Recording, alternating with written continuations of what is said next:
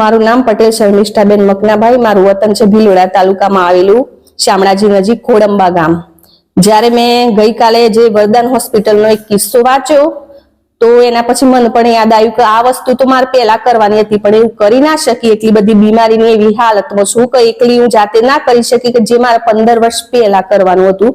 અને એ તો સારું થયું કે બીજાના બાને પણ આ વસ્તુ બહાર પડી, એટલે મને પણ એમ થયું કે ખરેખર માણસોનું કે સ્ત્રીઓનું લોકોને જાગૃત કરવા જોઈએ। અને આ કરવા માટે તો પહેલા પણ એફબી પર પોસ્ટ મૂકતી, ફેસબુક પર પોસ્ટ મૂકતી, તો ઘણી વખત પછી બીજાને એવું થાય આપણે સાચું સાબિત કરવા જતા હોઈએ ને એટલે બીજાને ખટકતું કે કેમ આવું મૂકશે ડોક્ટરો વિશે ના આવું, પણ આ હકીકત છે કે લોકોની જે જિંદગીઓ બગડી જાય છે એની। તો મારી વાત કરું તો મેં જે કિસ્સો વાંચ્યો પછી મારે તો ઘણા ટાઈમ પહેલા આ વાત કરવાની જ હતી, કેસ પણ કરવાનો હતો, બધું જ કરવાનું હતું। એ વરદાન hospital doctor Dinesh Patel gynaec MD gynaec, અને ત્યો 25/3/2011 એ દિવસે જ્યારે મારા 9મો મહિનો બેઠો અને 3 દિવસ જ ગયા હતા, પણ ઘેર પાણી ચાલુ થઈ ગયું એટલા માટે પછી તરત મને હોસ્પિટલ ભેગી કરી અને ડિલિવરી મારી નોર્મલ થાય એવી હતી એ દિવસે, અને અંદર પણ મને લીધી હતી ડિલિવરી કરાવવા માટે। જો એ દિવસે મારી ડિલિવરી થઈ હોત તો અત્યારે જો હું 15 વર્ષથી તકલીફો ભોગવું છું ના નર્ક જેવી જીવતે જીવ જે મારી આ પરિસ્થિતિ છે એ ના હોત અત્યારે। અને હું તો એટલા માટે જ કહું છું કે બીજી સ્ત્રીઓની ભવિષ્યમાં આવું એમની સાથે ના બને, કદાચ બધા સાથે ના બને, કોઈનું શરીર હેલ્ધી હોય કોઈની સાથે બની પણ જાય ઇન્ફેક્શન લાગવાથી ઓપરેશનથી, તો 25/3/2011 નોર્મલ ડિલિવરી કરાવવા માટે એ જ વરદાન હોસ્પિટલ ડોક્ટર દિનેશ પટેલ ને એ વખતે એમનો બાબો નહોતો ભણેલો, એ વખત પૂરું થયેલું એનો આ ગાયનેકનું, એ વખતે બીજા ડોક્ટરો હતા, એમાં એક દીપકભાઈ પટેલ હતા, એ સારા ડોક્ટર હતા કે એમને જ મને અંદર લીધી હતી નોર્મલ ડિલિવરી કરાવવા માટે।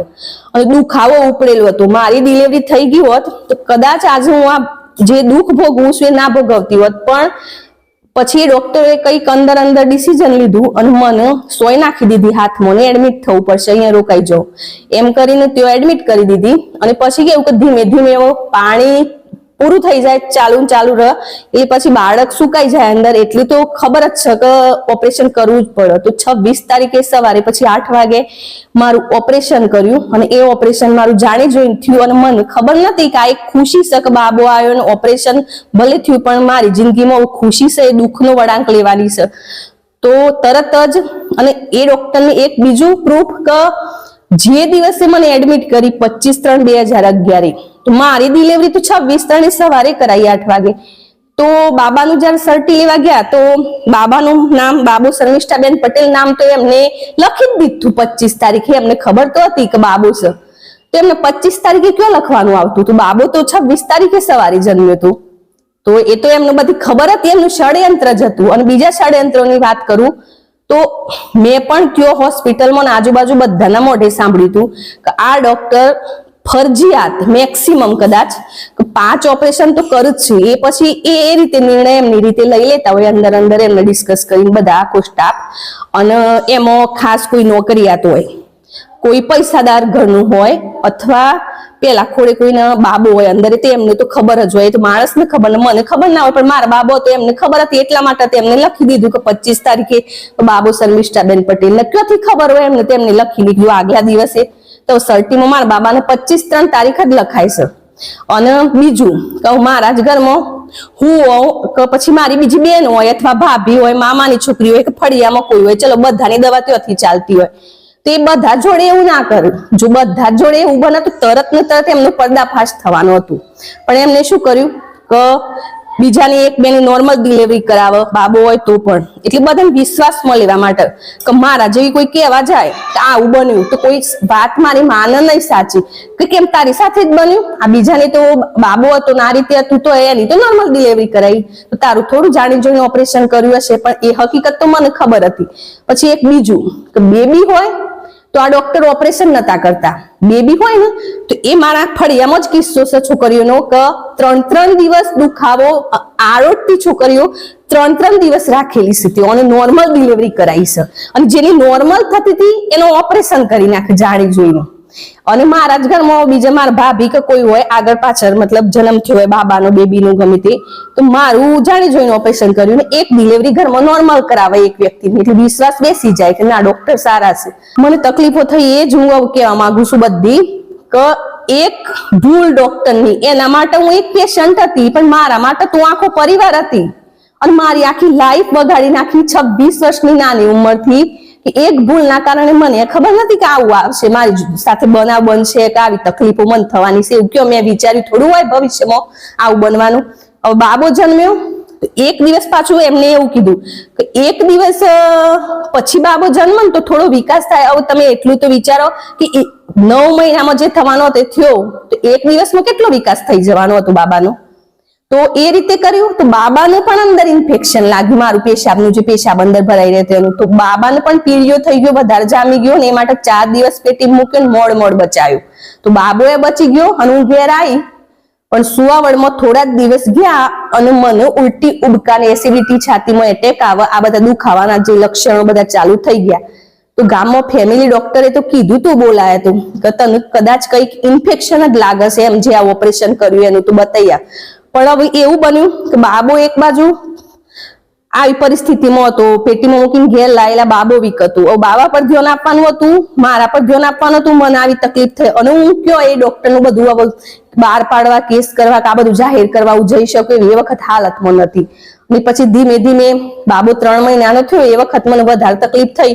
તો મોડાસા 3 ડોક્ટર, એ પણ બધી ફાઇલો પડી છે. તો તરત જ ત્યાં સોનોગ્રાફી બધું કર્યું તો એમને કીધું કે બેન પિત્તાશય આ રીતે થઈ ગયું છે અંદર, તો તમારો બાબો તો તમે દૂધ પાઈને મોટો કરી શકશો, પણ તમારું જીવન જોખમમાં છે, એટલે તમારું ઓપરેશન કરવું પડશે.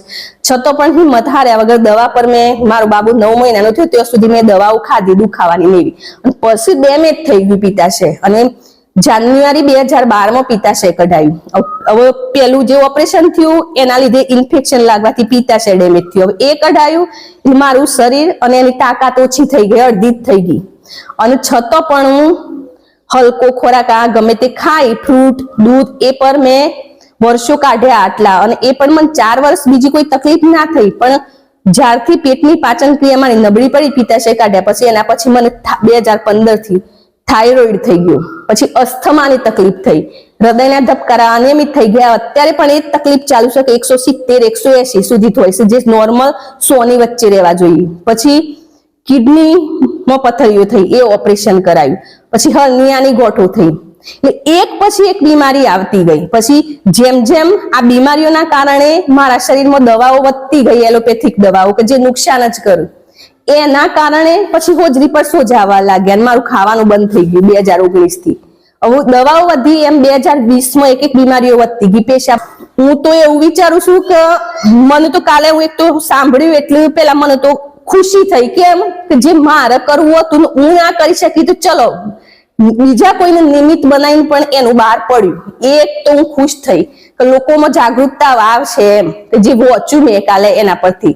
તો પછી મને પણ એમ થયું કે હું કેમ હું બાકી રહું, મારું તો એમના કરતા પણ વધારે છે. અને હું તો અમુક સ્ત્રીઓ એવી હોય છે કે એટલી બધી ભણશે ખરી, ભણેલી ગણેલી હોય છે, અમુક સામેથી કહી દઈશ ડોક્ટરને કે મારું ઓપરેશન કરી નાખો.